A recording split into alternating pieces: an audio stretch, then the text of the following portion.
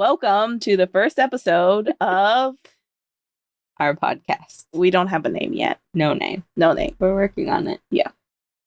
Okay, so this is just going to be an introduction of who we are, why we created Oyanova, and what we're doing. And why we're doing it. We get a lot of questions about what is Oyanova and what do we actually do. We do a lot of things. Yeah. So best to start talking about all those things. Yeah. We're not very good at being visible about talking about the things that we do. We kind of move in the darkness, but we're trying to come into the light. Not that darkness is bad. We just can't live there all the time. Okay, so why don't you start by saying, who are you? Okay. I know who you are. Okay. But the people don't. Yes, so let the people know. I am Dr. Jessica Skivel. I am a particle physicist. I've been a particle physicist for a very long time. How long? Actually, how long? I think we're going on like 8 years. No. Yeah, since my PhD. 8 years since your PhD. 8 years since my PhD. Okay, I interrupted you, but I just feel like it's been longer than that. I got my PhD in 2018. I have been working at the National Lab since then. Labs. Many labs you've worked at. Yeah. Anyways, continue. Who are you? Yeah, so I would say being a physicist is definitely a very integral part of who I am. But like any career, it's a job. It's not all of who I am. A lot of the things that I am passionate about really sit at the intersection of queerness, of Black and Brown community building, and of just the joy of learning about our cosmos and learning about science. So to subsidize the things that I couldn't find in my day job, Oyanova was created. We do a lot of science communication through our business. We do a lot of community building and advocating, and bringing that joy and wonder and awe of quantum and the cosmos into a very intersectional space. And I think that's where you should jump in and introduce yourself. You also left out second Black woman to graduate from Syracuse University with a PhD in physics. Yeah, I mean, you're always tooting my horn. Well, somebody has to. And you also left out that you are one of 150 Black women with a PhD in physics. Yes. In the United States. Yes. Or is it world? Okay, at least in the United States, which is actually kind of crazy. Those numbers are way too small, one could say. Yeah, and that's one of the reasons why Oyanova was created, because we want to fix that. We want to change that. One of the many things. Yes. That we want to change. Yeah, we got big dreams. Big dreams. Okay, well, I am Emily Esquivel. I am licensed clinical professional counselor for the last 10-ish years. I feel like if I'm really doing the math, it's ish. Uh-huh. It's ish a little longer. I have worked in community mental health. I have worked in group private practice, and most recently I opened my own practice after, well, that was always a dream, I think. I always said I wanted to be my own boss. Mm-hmm. So here we are. I'm my own boss, and I'm figuring it out since 2023, I think. It was when my dad died, mm-hmm. that we decided to do this for real. Yeah, life's too short to be waiting. Yeah, life became too short. And I think that's common for people anyways. I think there's research out there that says after the death of a significant person in your life, it rearranges kind of your career trajectory. Your priorities. And definitely your priorities.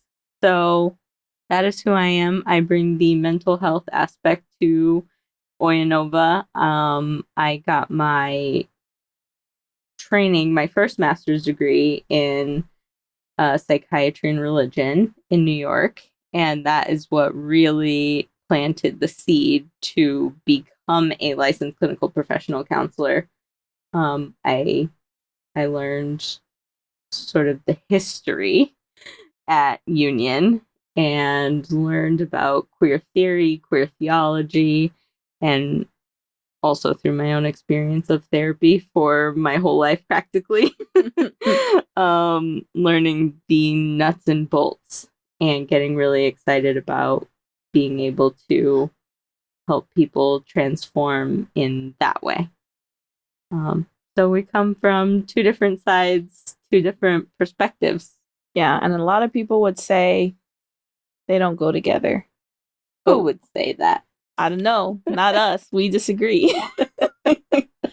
And I think, I mean, yeah, let's dig into why Oyanova, what does Oyanova mean, and why we're here on this entrepreneurship journey. Yeah. Well, nothing that we had seen. I mean, you're the visionary of this duo. I am the nuts and bolts. How are we going to do that? And I feel like what we've been dreaming about is not something we've seen before. The blending, the merging of our two fields and the prioritization, I think, is what really sets us apart of mental health in all of our programming. And I would also say the prioritization of being culturally centered in our Blackness, in our brownness, and in our queerness. It's not an afterthought. So those are like big pillars of what we're doing. But I cut you off. No, I don't think so. But yeah, tell the people, who is Oya, why Oya. She means a lot to us. She does, but not everyone. I don't think everyone is aware of why that is. So I'm gonna hand it over to you on this one. Yeah. So Oya is a Orisha, a Yoruban goddess in African mythology. And she is the goddess of justice, of change, of burning it all and seeing the phoenix rise from the ashes. And we were just drawn to what she represents. And we thought it was such a good blending and mixture of how we and I, come to community organizing and come to building community. I'm a physicist, so research and structures and Rubik's cubing problems is in my DNA. I would say tapping into my emotions and tapping into the feelings of what is needed to build community is something that I'm learning. So I definitely come into seeing the structures that are broken and figuring out how to rebuild them so that Black and brown folks thrive in these systems. Mm-hmm. But M comes at it from heart, from nurturing and from feelings and from nature. I just see you in the dirt. I don't know how to explain it. I think the best way to explain this is Jess will burn it down and I am going to be there to help mend, put back together, water, heal. Heal. I mean, it's literally what I try to help people do on a good day. And so I think we both, for many reasons, come from those two different perspectives. Yeah, definitely. And that's what makes us, I think, special. Yeah. In that regard. Yeah. So when you think of Oyanova, the Nova aspect of our business name comes from supernova, because hello, science.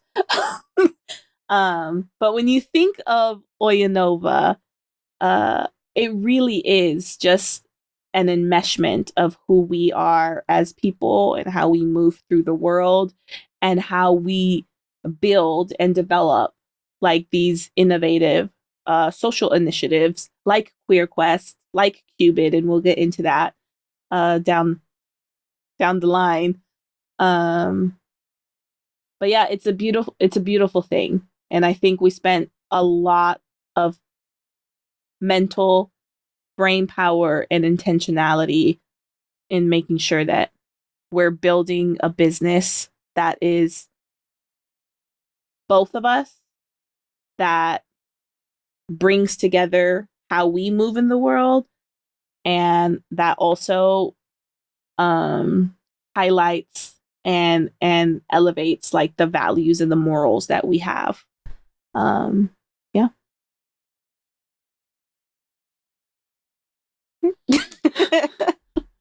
Yeah, I think that is, I guess my question is still, why Oya? Well, why don't you answer that question? Well, I think we did, but to lay it out clearly, it is because of Oya's sort of fierceness and veracity. Is veracity a fair word to say? I think so. Ferocious. Ferocious. She's gonna like kind of come in with the machete and hack things down and burn it down. And then she's also known for the healing piece too. So yeah, just wanted to, I guess, wrap that piece up. Okay. That's that. That's who we are. That's who we are. What next? So, I mean, that feels, is it a segue to Queer Quest? I feel like yes. I think so. Yeah, so let's segue into what Queer Quest was, what Queer Quest will be. How it is only one facet of Oyanova. What we do, yeah. We do many things. Like I mentioned earlier, we have I have my private practice. Jess has her speaking. We got workshops and trainings. Yep, workshops, trainings. And then we love building community, and I think that's where IRL, right? Community in real life. That is an important key piece. And I think that's where Queer Quest comes. And it was a feat of the imagination that we brought to life. Last year was our inaugural Queer Quest. We held it at the Center on Halstead. They co-hosted it with us. And it really used quantum mechanics as a framework for liberation. So we brought together scientists, teachers, therapists, activists, artists, all in the same space. And we used the language of quantum mechanics, and we broke it down so that it was accessible, and we created, I think, a shared language across all of these career trajectories, to just talk and connect. And yeah. Okay. Is it okay if I read it perfectly from our website?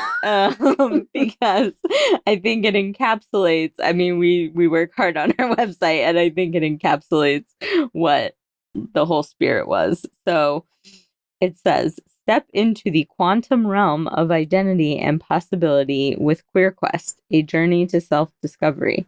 This groundbreaking experience, which launched in 2025, merges the frontiers of STEAM and self-exploration, inspired by the vast, unpredictable nature of the quantum universe. We invite you to navigate your own multiverse of identity, which I love that part. Drawing on J.B.S. Haldane's reflection, the universe is not only queerer than we suppose, but queerer than we can suppose. Yes. That was the soundbite. Yeah. That was a much better explanation than what I said. But we also wrote that, so we also said that. We do well in written form. Yes. This spoken form is new for us. Yes. So we'll get better as the podcasts roll out. It's funny because I do a lot of speaking engagements. I'm used to being in large crowds, but I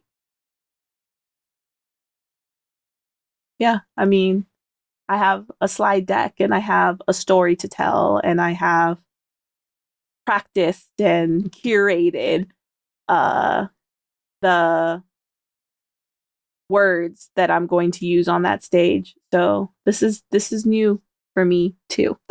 Well, what's a little bit funny is you're so good at that, and we are so good at talking endlessly in our home.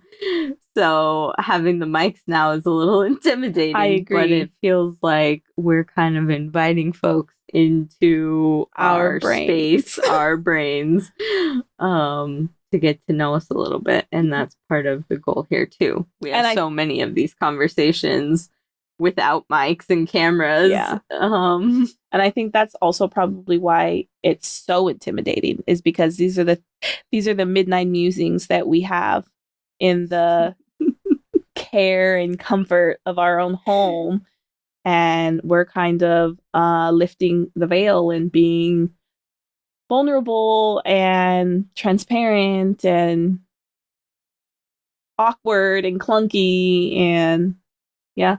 So welcome to our life. Is it going to be called Midnight Musings? Maybe we just shoot this thing at midnight instead of in the middle of the day. Oh, there you go. And call it Midnight Musings. I mean, just randomly in our PJs. There's another podcast where they do it from bed. They're like in their PJs, and the host has people come to the bed. Be in bed with them. We'll figure out the. I'm just saying, people do it all kinds of ways. Yeah. That's the bit about entrepreneurship, I guess. We're sort of figuring it out and doing it clunky and in front of people and getting over it. Yeah.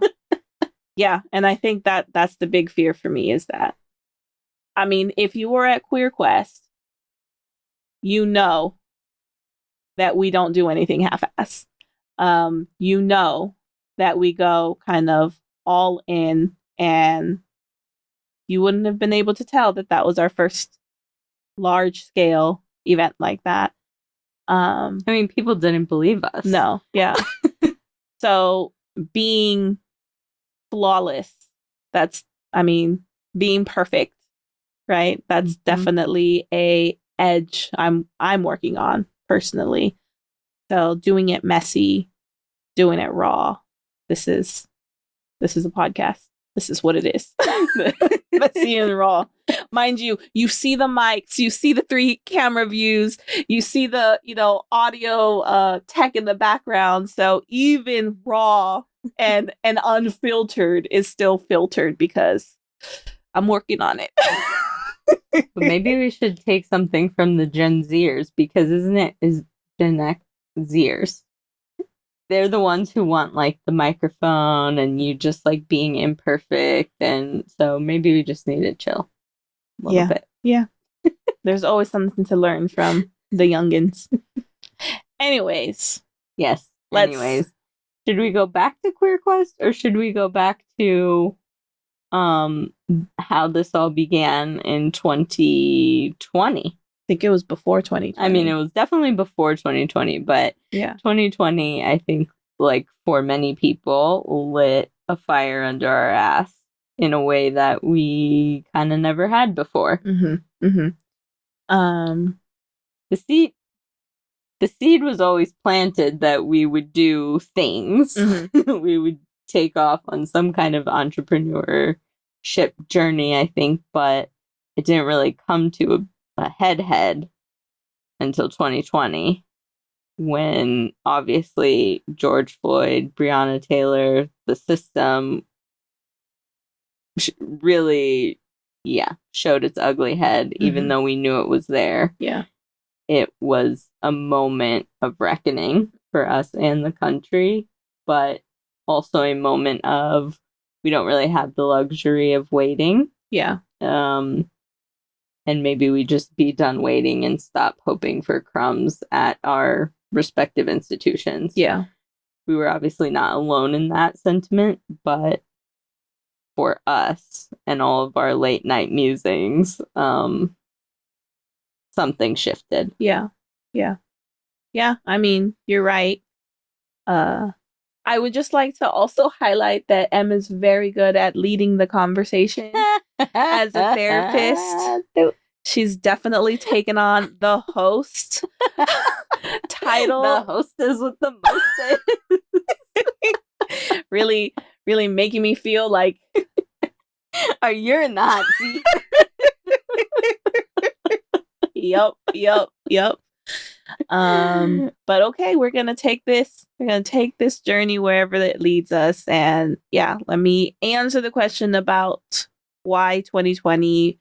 Why did we kind of decide to leap? Well, right?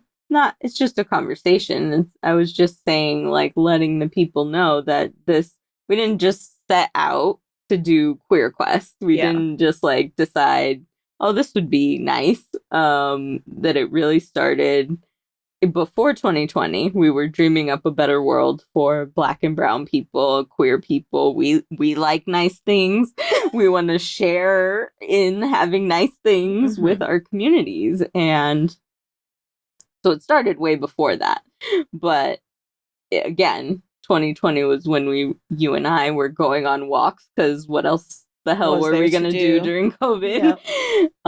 And we really started having heart-to-hearts about what could it look like to build something together. Yeah. And I think it was just the like disappointment of the institutions that we were at in this moment of reckoning, and the fall from grace, I think, that we were seeing in real time. That coupled with me losing my dad in 2020, again, it just really showed you the finiteness of time.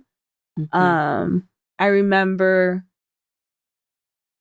for years, I would say, when we have a home, when we have money, when we're financially stable, that we would move my dad in with us. And that was like always the goal. So just like seeing that played back to me, like when we next time we need to be just pushing like life down the road, and then daddy being gone.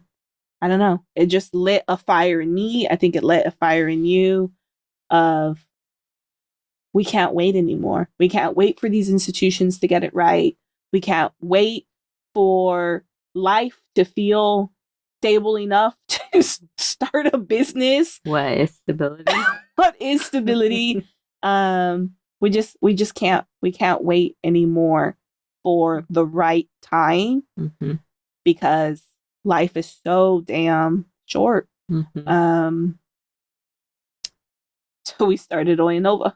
We started planning and building and dreaming and acting, Mm-hmm. right?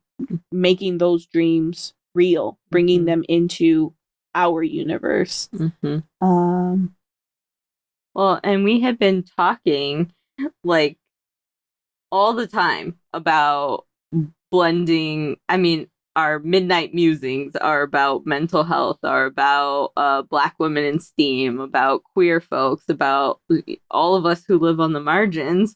yeah. All of our conversations are always like swirling around everything we do. Mm-hmm. And we enjoy doing that and sort of Rubik's cubing. And so from there is, like you said, where Oyanova was born, and this idea that we don't have the luxury of time. Mm-hmm. And that was playing out on a personal stage, that was On a playing on a global stage. stage with the pandemic, and then in the United States. With the civil reckoning. Mm-hmm. Yeah, I mean, we were just seeing it played out on so many different stages. And it was just kind of like I guess, a come to Jesus moment that now is the time. Now is the time to be the change that we want to see. That's so lame. Be the change you wish to see in the world. Is that Gandhi? So don't come for me in the comments. Oh my goodness, she just said don't come for me in the comments. I'm pretty sure it was Gandhi, but there's always a chance that I'm getting it wrong.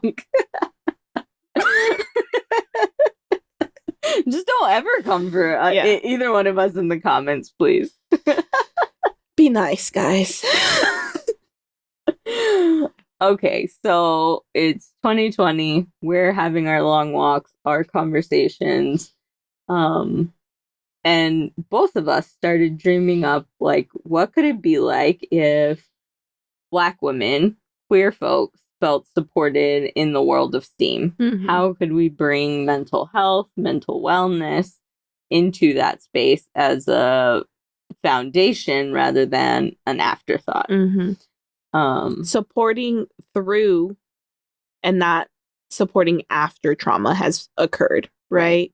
Like that was one of the main things, is that I was hearing, I mean, I don't, back in grad school, I don't think I had even articulated that I was going through trauma, right? Mm-hmm. And it wasn't until it was also 2020 where Black in the Ivory was coming out, right? Where Black Birders Week was coming out, where all the Black in X, including Black in Physics, which, you know, I'm a co-host, co-founder of, all of those were coming out as well. And I was seeing the same types of traumas that I went through in grad school being mirrored back at me. Mm-hmm.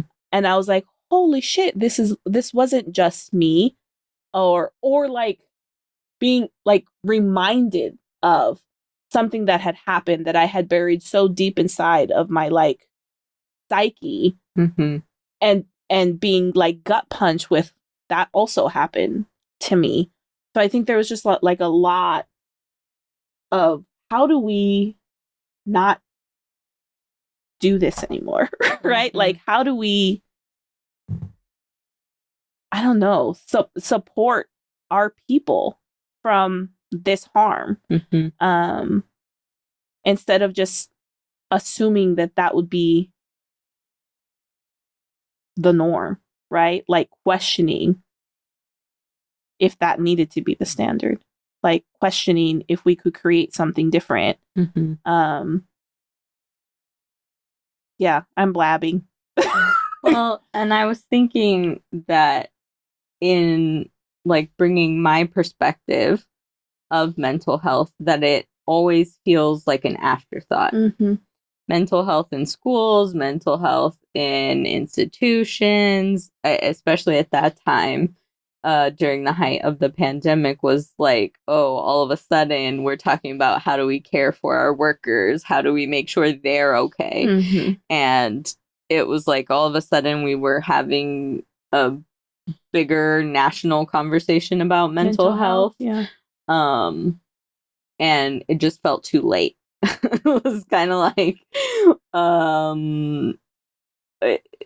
it's too late. Where therapists are underwater, our nation is underwater, like we're all collectively drowning. It's too late to figure out how do we put mental health into the scaffolding. You talk about scaffolding a lot. And so I think that was also one of the first times you and I were having conversations about how do we infuse mental health and make it part of the scaffolding, to use your language, so that people are supported, so that we are not dealing with keeping our head above water. We're dealing with people being well. What does it mean to be well and live and work in our jobs in these institutions who maybe don't support us?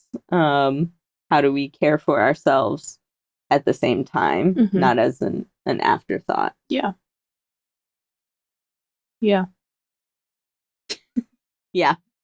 Speechless. I got her speechless. Yeah. That is also, in those coming years, we were talking about Qubit, which was our first event. So all of those musings, all of these things coming to a head at that inflection point of 2020, all of that sort of led into our first event. Yep. Which is also, I should say, Jess has a TEDx talk called, what is it? What's the name? Our Queer Universe? The Queer Universe. The Queer Universe? Yeah. TEDx Wrigleyville. You can find it on YouTube. Linking comment link below. I don't know if we can even make that happen.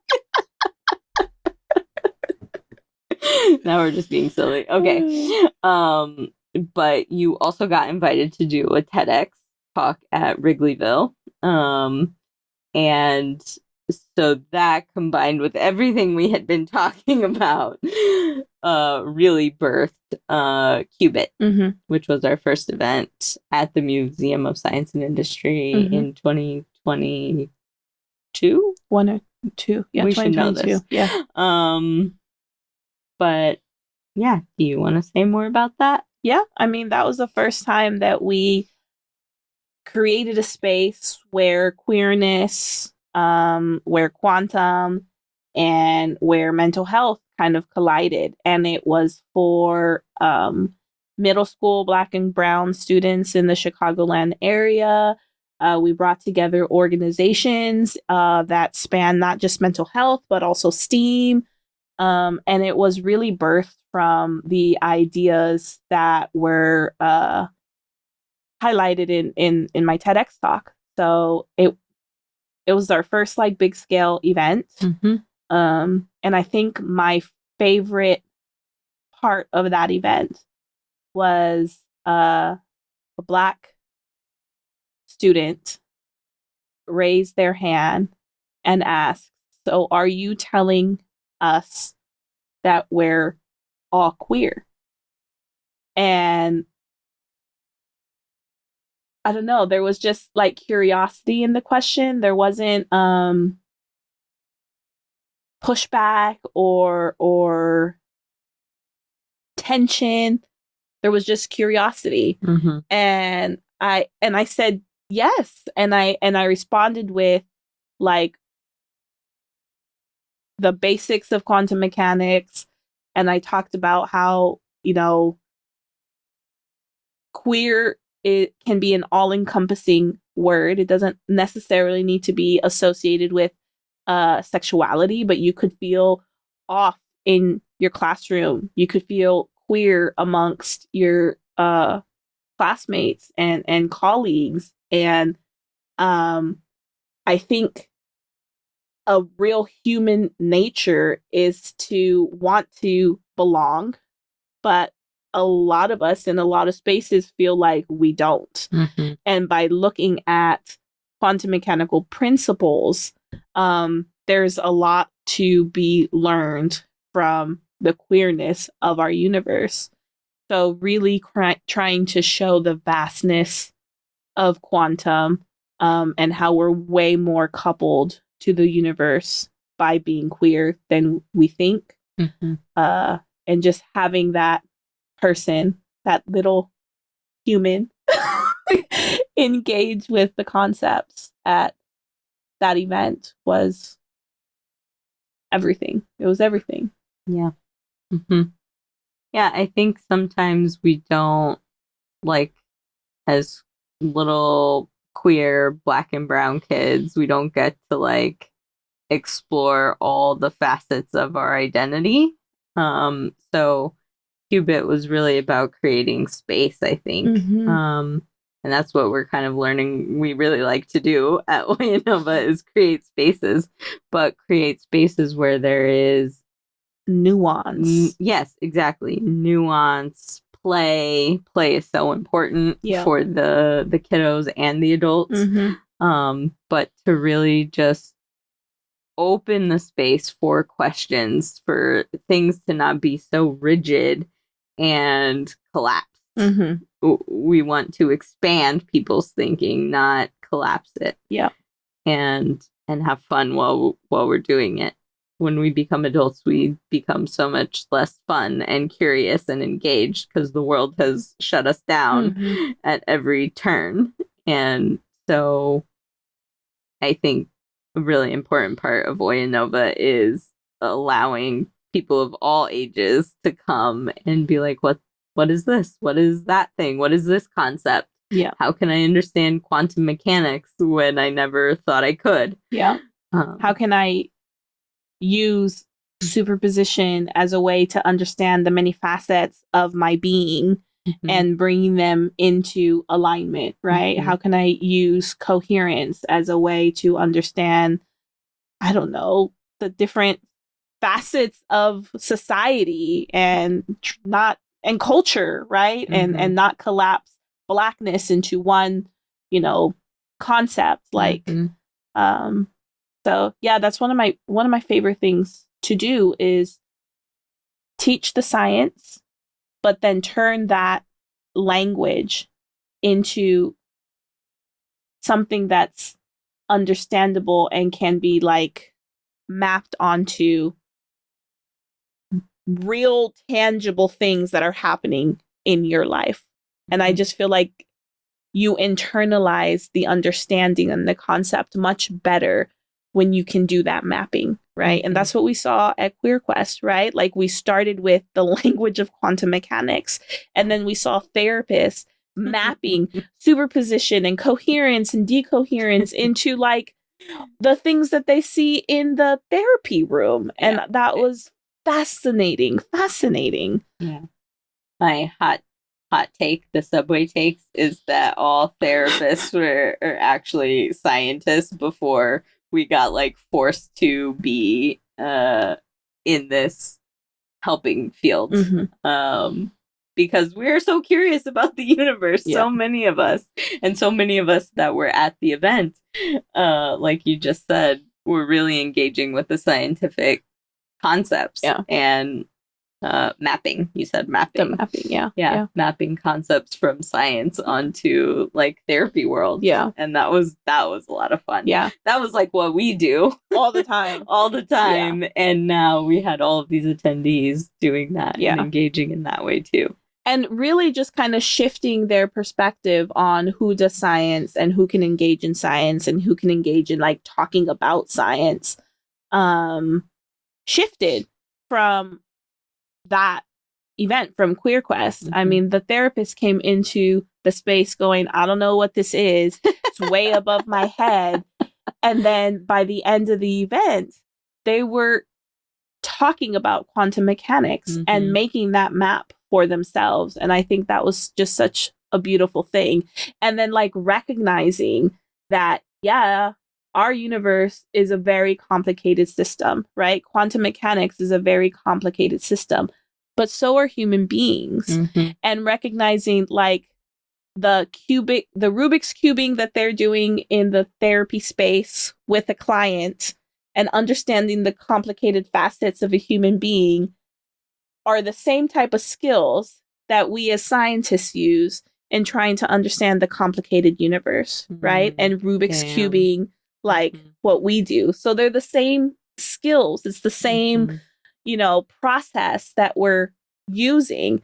And I hope that folks were able to kind of see that mirror of what we as scientists do and what you as therapists do. Yeah. I feel like that's a good note to end on. Yeah. Yeah. Because I don't know if you know this, but we've been going for 40 minutes. And we set out to do 20. Oh, well, there you go. So, turns out we could talk to each other seamlessly, more or less, for 40 minutes. I don't think that was a surprise.